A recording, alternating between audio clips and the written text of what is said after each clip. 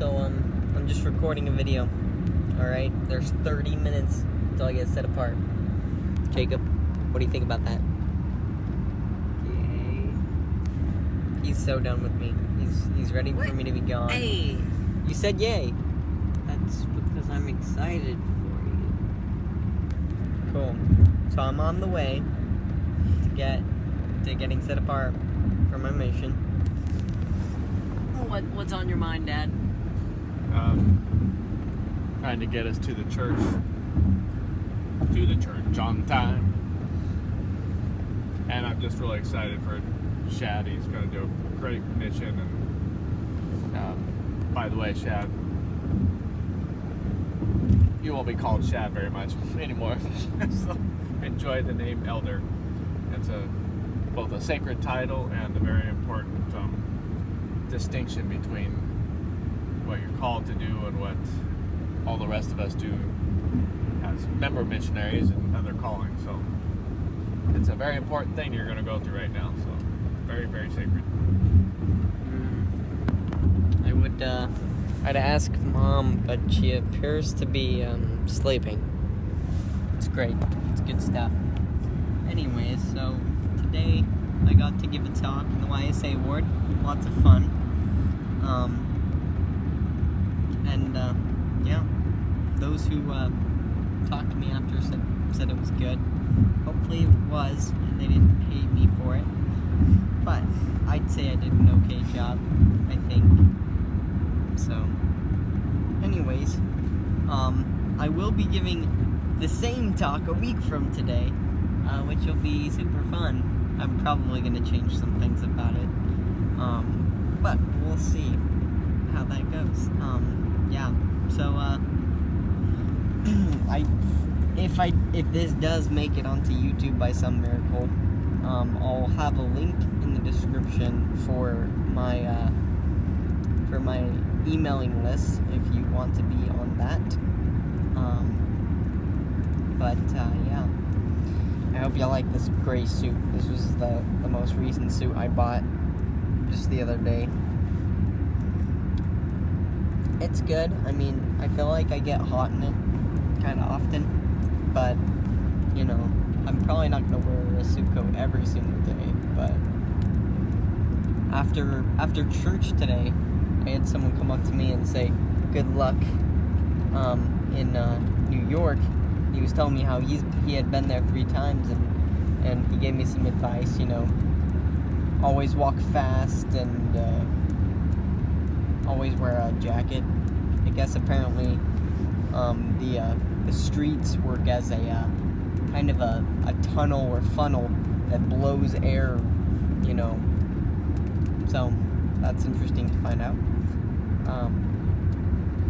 And I guess people get mad if you are walking slow, so nice. I'm super excited.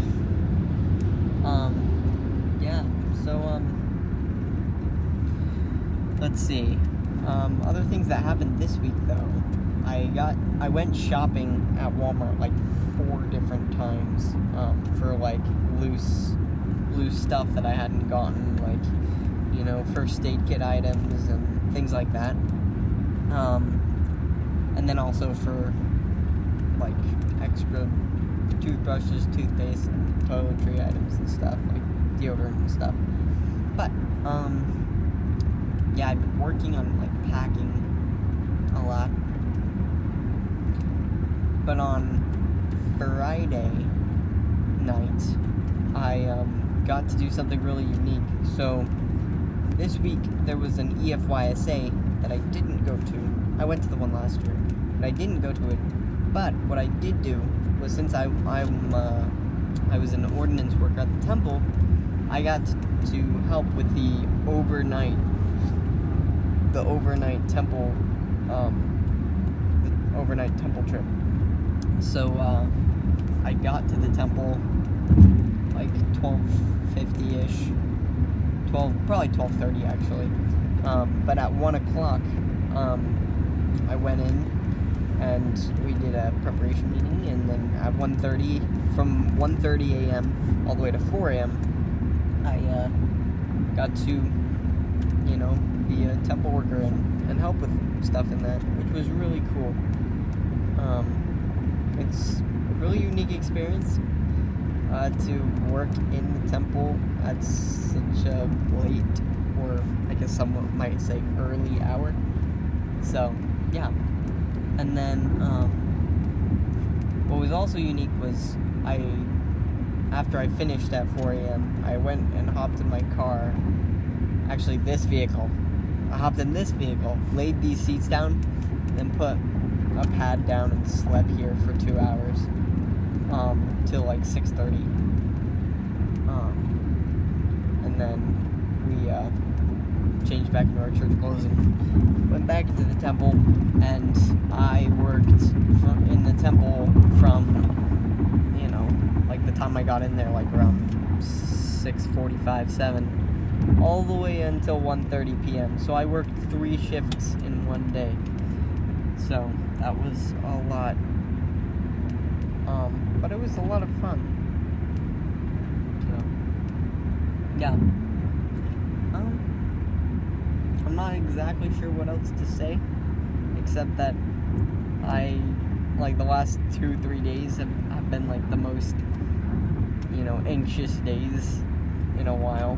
I'm not usually so anxious, but it's like, it's coming up so soon and yada yada. But I'm glad I got one talk out of the way, so now I can just relax and worry more about specifically just, doing mission stuff or mission preparation things.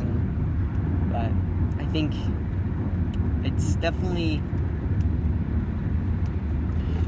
been a stressful thing in my head, because there were some things that I was hoping to maybe try and do before I got set apart, because as soon as I get set apart, I want to be super strict with myself to follow the mission rules to a T as best as I possibly can,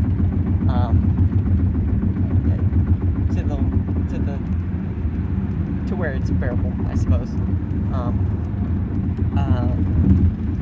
But yeah, I'll just have to learn to live with what I was able to do, and everything else that I'm not able to do, I will get over having not done it. But I just remembered that at church after I gave my talk, I have a friend, Elder Knack. He got set apart a couple days ago. He's actually flying out to the MTC on Tuesday, and I got a picture with him. That screen is super dark, so might not be able to. I got a picture with him. See, there's me, Ethan, and Elder Knack. Lots of fun. So yeah, got to do that. But I guess if you are considering going on a mission, my advice to you is to be prayerful, study the scriptures, and seek for a witness for yourself of the validity and reality of the Book of Mormon being a true book, and of prophets being real, and God being real. Like, if you know that God is real, then going on a mission is going to be a lot easier, because when times are hard, not saying I know that they'll be hard, but like, people have told me that they would be hard. When times get hard, and I'm assuming they will, you want someone that you can rely on. And our Savior Jesus Christ truly did suffer for us so that we could rely on him. And so I invite you guys, whoever you are, to learn to hear the voice of the Lord right now, before you go on a mission, if you do. Either way, and kind of what my talk really goes into includes, like, life is a mission, so live your mission now. So that's my advice. Very nice. That was nice. I slept through the whole thing. Yeah, my mom mom's just waking up. But I've got 19 minutes until then. But I think I'll I'll leave that time to attempt to upload this to YouTube. If it doesn't work, I guess you'll probably see this uploaded in 2 years when I get back. So, see ya.